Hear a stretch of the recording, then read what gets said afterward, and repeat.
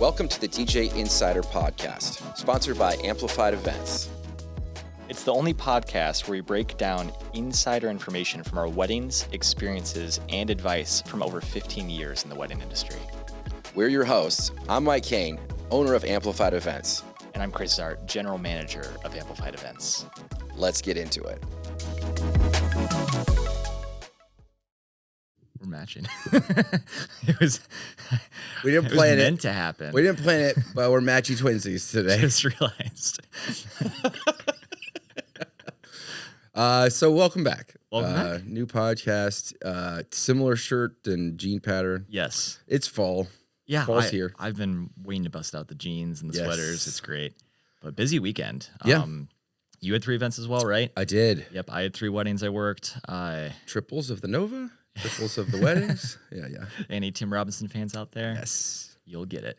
But no, it was a great weekend, like all around. I really didn't have a bad wedding, honestly. I just felt like the energy just kept going more and more. Yeah. And luckily Sunday I actually got home at a reasonable time. Like most Sunday weddings usually end around like 10 p.m. So that was nice. Like after a long weekend, actually being able to get some sleep. But yeah, I was in Chicago on Friday, and then haven't been at that venue before. It was Gaelic Park, so it's kind of like big like Irish wedding, which was awesome. And then Saturday I was just right here in town, which like I live right downtown, so that was awesome. I just like literally walked over to the pavilion there, Yep. Herschel, the park pavilion. And we had a great time over there. I was a little nervous because I'm like, we're right going into the fall. I mean, literally a week ago it was 83 degrees. Yeah. Right. And then I'm doing this wedding. By the time dance floor hit, it was like 48 degrees. Yeah. So I was a little nervous for how that was gonna go, but like all the bridesmaids had shawls and stuff. Everybody was dancing the entire time. Like, I mean, that was the place to be. If you're moving, you're staying warm. Yeah. So, yeah, I was a little nervous for how the party was going to go, but it was like a blast. It was We're really dancing to survive tonight. I guess so. So we fend off hypothermia. It was nice though, and like honestly, I didn't really think about it, but how the building was positioned and the trees and the buildings around it, there wasn't too much wind coming in. But yeah, it was super nice. But yeah, where were you at this week? And that was on Sunday. You were. Oh yeah, sorry, Sunday. And then I was at Duneland Falls, right down the street, only 20 minutes away. Another really nice wedding. Just kind of ceremony reception, all in the same space there. Cool. But yeah, it was a good time. Nice. So yeah, Friday, a beautiful Aberdeen Country Club, and it was raining. It was raining, and generally my rule is if we go to set up for ceremony, it's outdoor ceremony, that beautiful garden they have, we're not going to do it. But it was so close, and it was like it stopped. Right. Raining, and then I just have the one speaker. I do the battery thing, and I was able to put it under the awning of the like back corner there, and I was like, I think this is gonna work. So we just made it work. I put a cover over the speaker while we were waiting for guests and stuff to arrive. When guests arrived, they didn't go immediately out because it was still wet, still raining. The venue was amazing because they timed it so well. We got guests out in like 5 minutes. They had their whole staff wipe down the chairs, and they're like, sit, and everyone sat. And then the sun came out during the ceremony, and it was absolutely beautiful. They wrote their own vows. It was so phenomenal. That's cool. I didn't know that Aberdeen had an outdoor. It was at Aberdeen? Yeah, right out back. There's an outdoor garden if you go out the side doors there. And then, of course, across the parking lot, there's the chapel. That's awesome. So it was great. Great team. Beautiful wedding. Full floor all night. 10 of 10. With some weird stuff with the guests making requests, but we'll get into that later.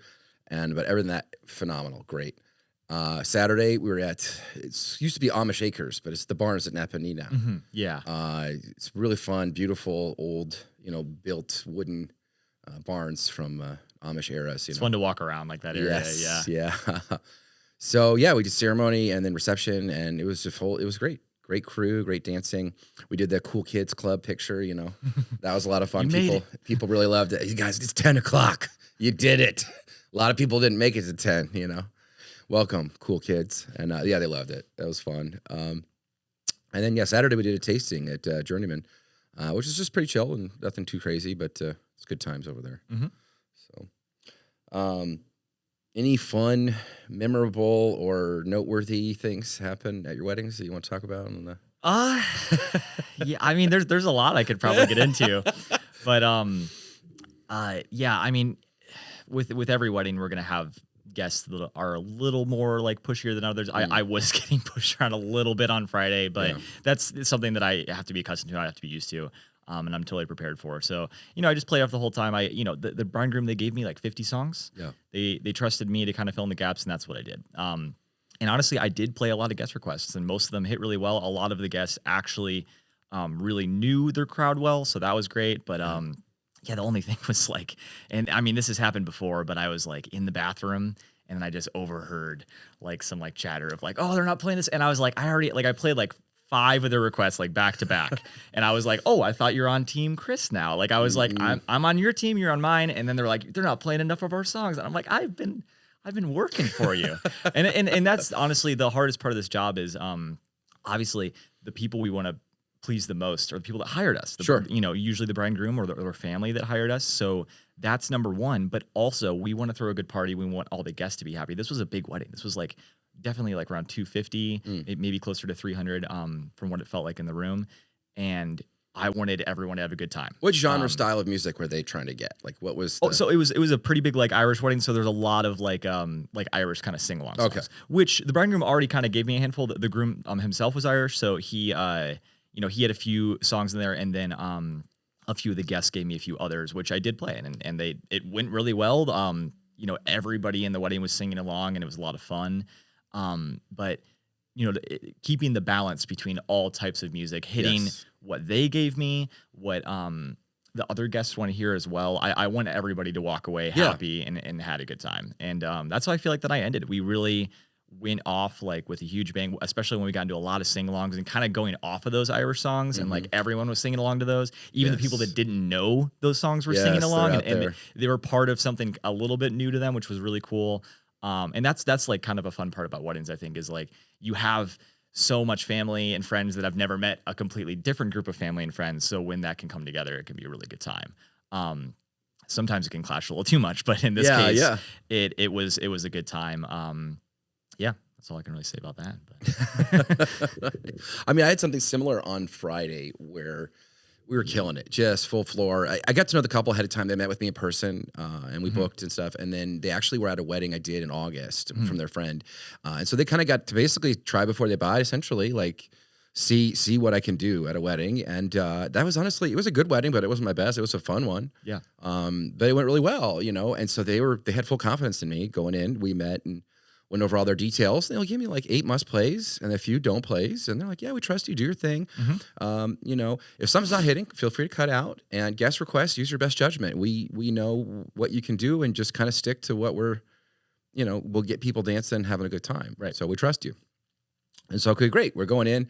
Phenomenal wedding. Phenomenal speeches. Oh, my goodness. Like all the things we talk about, they knew what they were doing. The best man, the father of the bride, and the officiant all had really good speeches. Yeah. Best man was like is his brother, and he had like really good like stories from their childhood. They're really goofy, but he was like turning them into life lessons. It was really funny. The dad of the bride was so good because he was like he started by like telling a little bit about his wife and his family, really touching, relatable stuff. Then he addressed like the groom's parents and like their family and how they raised such an amazing guy, And then he literally faced the couple and gave them like, you guys are perfect. You guys are great together. Like you guys love each other, and gave them a little bit of advice and stuff. And it was just so touching and moving and personal, and it was perfect. It's what you want. And the right length, probably. Yes. Right? Yes. Yeah. And then, to close it out for the prayer, like the officiant killed it too. Like it was phenomenal. So everybody's in a good mood. Everything's going great. We open up the dance floor and it's a rager. People are dancing, going nuts. Right off the bat. Yeah, that's about great. an hour left in the night. This drunk woman comes up and requests, Bohemian Rhapsody. I'm like, okay, yeah, good song. We're doing like 90s, 2000s kind of hip hop right now. Like we'll work it in if we can. We're kind of in a hip hop set, And then she proceeds to come back up 5 more times inside of like 3 songs. So we're talking like 15 minutes. She comes up 6 times to request the same song. And by that time, I'm literally we're about to lose the dance floor because I'm going to go to dead air because I'm just so distracted by talking to her that I won't be able to continue to mix the music seamlessly and keep people dancing. And so, yeah, and so then I basically said, okay, we've got your song. Like, we're going to play it. Just give me a few songs. Please just go have fun. Just go have fun. And then she just was like, well, did I do something wrong? I was like, no, we've got your song. You've come up 6 times now. Like we know the song. We're going to play down. it. Yeah. But she's really intoxicated. And then I had to repeat myself, but just like that, it was just like, please just go have fun. You didn't upset me, but please go have fun.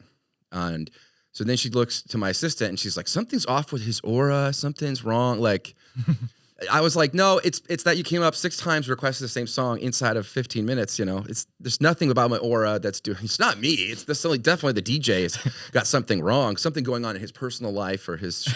She asked like what my chakra was and like what my birthday was, to get my astrological sign, right. And just to really get a good sense of what's really going on here.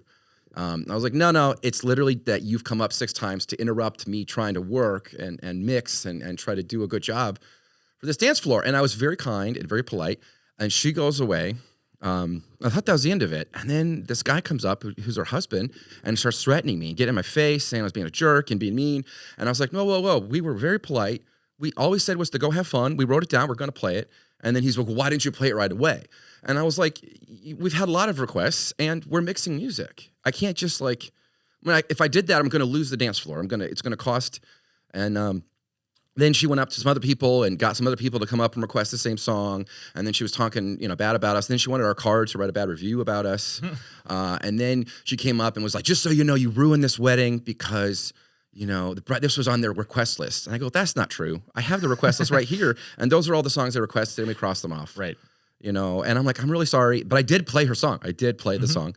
And then she like left and she's like, I was requesting it for somebody else and they already left. I was just trying to help. And ended up fine. We talked to the groom. I worked it out. I apologized. I apologized to her several more times for essentially just being, just setting a boundary, just saying, please just go have fun. We've got your song. Like, that's essentially what I said. Like, it was not mean.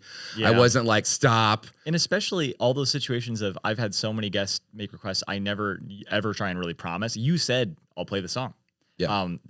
You guaranteed it. Yes. You know what I mean? Yeah. You didn't say, I'm going to play it next, but like yes, you were going to play it. She didn't ask for it next either. Yeah.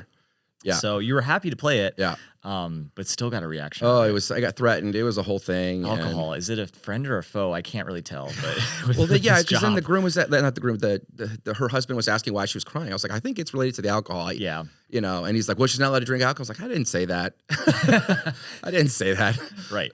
But anyways, it worked out great. Like, yeah. We did the best we could. I think there's something going on with her aura, her chakra, but there's more going on there.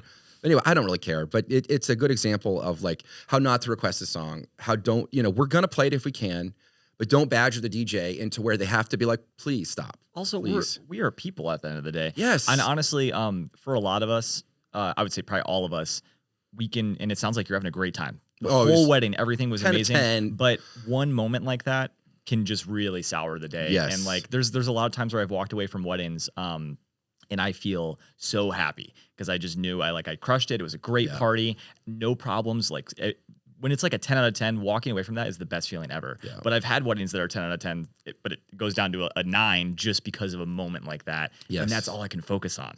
Yeah. So I'm sure you're kind of. She was letting it ruin her night that she couldn't hear that song, and she did hear the song. We played it. But it was letting it ruin the night. And then she was going around to try to get other people to help her ruin the night. Right. And I was just like, what is going on? You could care about this song that much? Like, it has to be a whole thing? Like, it doesn't have to be that way. And I really wasn't going to say anything to the couple because I don't want to ruin their night. I don't want to put stress on them that I can handle as a professional. Mm-hmm. It became a problem when the husband was threatening me, but, he backed down. And so it was fine. I would have got security involved if I had to, but it worked out great. But yeah, and then the groom came out to me in the parking lot and apologized, and I was like, no, it's no big deal. I wasn't going to say anything. And we just explained what was going on, and then, he was amazing. It was they were an amazing couple. It was a great wedding, like just a little weird thing that happened, and we worked it out. It wasn't a big thing. I even apologized to her after the wedding just to make sure that she was okay, that explain a little bit more about why I had to delay playing it. But leave on the best note you possibly can. That's right. Have everybody feel at least close to happy as they can be, That's what we're striving for. But yeah, that's hard, man. It's so wild. So we're in, holiday season. Mm-hmm. It's spooky. It is spooky. Out, pumpkin spice is in the air. Do you have any spooky? I wouldn't say ghost stories, but wedding horror stories. Ooh. Like just things you remember from weddings that were like, oh my gosh, it was like terrible, or it was potential to be terrible. I got one. And locked this and is what loaded, happened. Yeah. If you got it, go for it. I think this is probably the most might be nearly the most stressed I've been in my life. It's in the top 10. Okay. Just in life in general. I'm not even talking the job. Like it was Yeah. it was really a day. It was a dark and stormy night. And so this is nothing against like anything really with the wedding. It was just so much of a cluster that just happened, and it was just snowballing in so many things, and nobody knew it.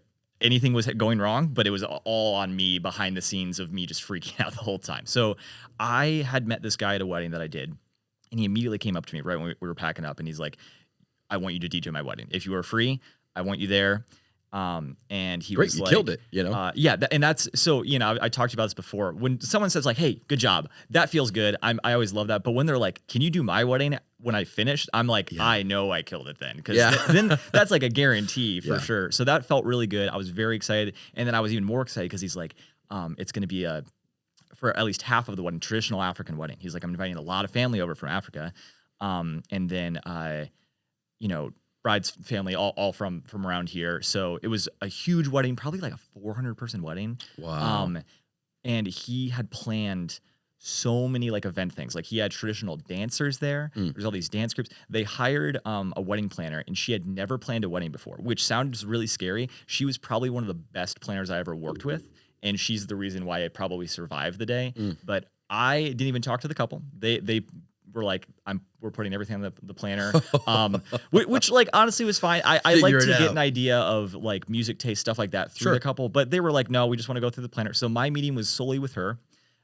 She was extremely detailed. The timeline was awesome. I knew everything. She gave me the music for like 3 different dance groups, all these different event things that were just planned throughout the night. I felt ready to go. I had everything loaded on my computer. I had so many things just planned, organized. And then I get there, and then I talk to these dance groups, and I'm showing them the music that I have, and they have no idea like what the music is. They're like, this is not the music that we have. And then also I was told that they were all kind of like together. They were all completely separate dance groups that had their own music, and they were like in different spots of the venue the whole time. So I was running around to like that corner of the room to find them. They were like in different rooms. Hey, like, are you guys ready to go? And it was not even just one time. It was like, this group's coming out before dinner, and then we're going to have this group in the middle of the dance floor. And it was like all this. And then I was downloading like music off of YouTube, and it was all like, you know, they had to spell everything out to me because like different language. Yeah, different language. I couldn't keep up with it. And like literally none of the music that I was given ahead of time matched up with what they had given me. So, and then I was also told that they were part of the same group, but there were 3 separate groups. So I was scrambling, like literally, Jeff Hofer was with me that day, and he just kind of manned the DJ setup and kind of kept background music going, but I was literally running for like 2 hours. Wow. Back and forth. It was insanely stressful. And then finally we got to the dance floor, and I mean, there was still stuff going on then, but that's when I felt a little bit better. But on top of already having to do the normal things that we do of like, I'm doing introductions, I'm announcing people for speeches, all of those things that are what we probably consider like the most stressful parts of our job. Sure. Just had so many more layers to it. And everything was going wrong, and nobody knew. And like, it went great. We finished the night, but I was relieved when it was over just because it was so much at once. Last minute, crazy changes. Yep. New music you have to download. It's one thing if it's just a song or two. I've had that happen. It happens. Mistakes happen, but everything that had been given to me prior was incorrect. And the songs are in a language you don't speak. Yeah. And And then there was like bad Wi-Fi out there, so it's just it took forever. I hope we can get the song. So many things happening. That is kind of spooky. Yeah, it was bad, but went really well, so we pulled it off. I have a few myself. The first is, it's the first wedding I ever did. Okay. This was 2004, I want to say. I should probably know, but it's my sister's wedding. I spent months planning, downloading, organizing. Back in that day, like I was ripping CDs to my, my library of music and everything. And then I prepared a personalized slideshow of them as kids and growing up and together. And I put it to music, some of their favorite songs as a surprise for them. And we rented a projector. They rented speakers for me. Back then I didn't own speakers. It's the first wedding I did, you know. And ceremony went off great. It was at a different location. We go to the venue. I set up. I plug in my laptop. And it's one of these old Dell laptops. And there was something with that speaker system. Maybe there was a short in it or something, but it fried my motherboard. And so I couldn't get any sound out of the laptop. It's fried the sound card, whatever. It wasn't working. So it was useless. I could play the slideshow, but there's no music, and I couldn't play any music. So whoops. So that was during cocktail hour. And I still got to do the whole reception, everything. So what I did was I drove home, which was like the wedding was in Maryville. I drove back to Portage, grabbed my CD player, grabbed a bunch of CDs, and grabbed these like computer speakers they had a subwoofer, and it was like, you know, five speaker setup, you know, and I just DJ'd with that all night. And then I just played songs on CD during and I was absolutely just crushed. I was so depressed and sad about it. My uncle came up and gave me, because you could see how upset I was. He was like, look, they still got married. They're still in love. They know you did your best. Like, you know, you didn't disappoint anybody. At least it was family. Yeah, you know? yeah, he didn't disappoint anybody. And like, I wasn't paid, you know. So. Right. But I learned some valuable lessons from that. Like, have backups, be prepared. Like, you know, it can always go another way, and your best laid plans are going to have changes. And, you know, and you just make it work. I don't think I've heard this one before. It was so spooky. That's crazy. It was so spooky. Wow. So that was the first wedding I ever did, and I don't let that stop me. As bad as it is, that's such a good learning lesson for the first of just like, you know, be detailed, have backups, be prepared, and then like literally the worst wedding I've ever done. Right. Yeah, personally the worst. I have two others that come close, but the third was it ended up okay. But the other one this is a good lesson in like really communicate about what the couple's expecting and what you can provide. But this bride asked for like if her live band could like plug in, and I was like, oh yeah, is it like a singer and a keyboard? Yeah, just two. I was like, so a microphone and input, we can do that. Yeah, they bring a full band. They bring like a drummer, bass player, violin, keyboard, accordion, and a singer, and they wanted monitors for everybody.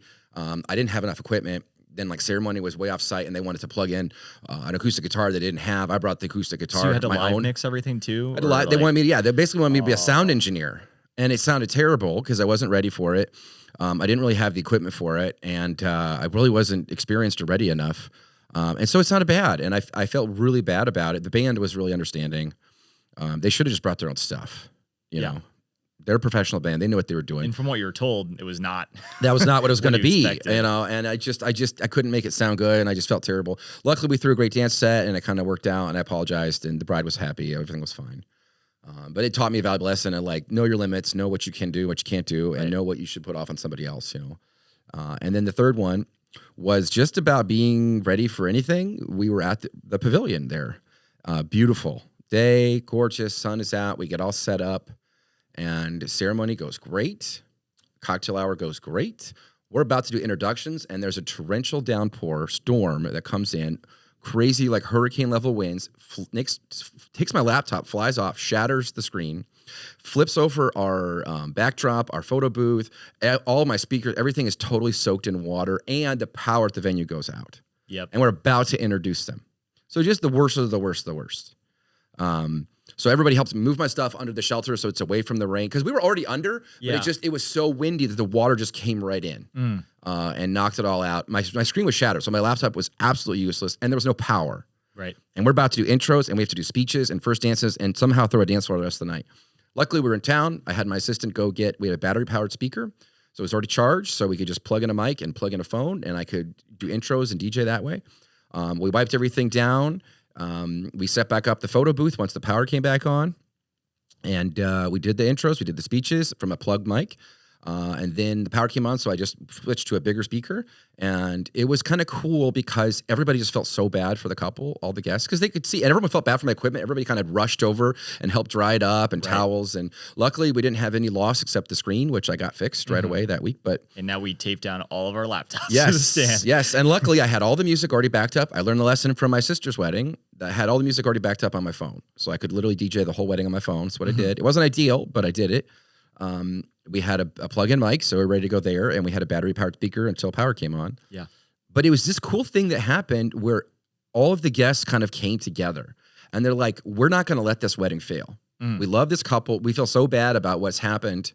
That's nobody's fault. Just a crazy weather occurrence. And we want to make it. And so everybody was like on the dance floor trying to have fun. And it ended up being a really fun night. That's amazing. And that's the first time I was ever. So when we arrived, the couple tipped us. Always a great start. And then at the end of the night, they tipped us again. Oh, we got tipped twice for a wedding that went terribly. Like, technical wise. Yeah. It went terribly because everything got destroyed that we were planning on using. The photo booth worked out. The backdrop was soaked. We figured it out. But the show must go on. We just kept working it and just kept making it happen. And the guests jumped in and it made it a much more fun experience. I really hope they seemed very happy at the end of the night, but I really hope they were. But, just so spooky. Yeah. Such a crazy horror story of a wedding. The worst that you think could happen did. The power outage is a real problem. I had one more power outage story, and it was super hot. And luckily they got a generator, but it was just hot all night. And then the generator kept dying. They kept running out of. So we'd get a dance floor going for an hour and a half, and there's, I had a few terrible. Power losses like that over the years that have happened from like weird weather, or like one time like a guy hit a pole and knocked out power in like half the city. Like, oh no, and it was like that for like 2 hours. It was bad. That's crazy. I have one more that it was actually my first wedding that I remembered. And I worked with John, who works at our company now, but this was his first day as well. So it was my first like lead wedding, his first time assisting. Their ceremony exit song, their recessional song, they're like about to kiss, like we're at the end. I have it queued up. John is a really big Beatles fan. All right. I've Here Comes the Sun. There's two versions of this song. There's like the normal one, and then there's a really weird one that has a very weird like intro. They gave me the timestamp and everything, but I had the weird version. He like was just looking at my phone. He's like, "Whoa." He's like, "Are you sure that's the version they want?" And I like pull up the thing and I see it's not. And I had this song downloaded or whatever. John's like, "No worries." He had the song downloaded in a playlist, plugged in his phone. And then they kissed. He hit play. Boom. He saved the day. Wow. And I was like, I had no idea. I just like, I looked up the song, Here Comes the Sun. I just drag and dropped. But that was a learning lesson of like, now when I have all those key moment songs, I'm always like, hey, whatever version you gave me, listen to it. Make sure that's the right one.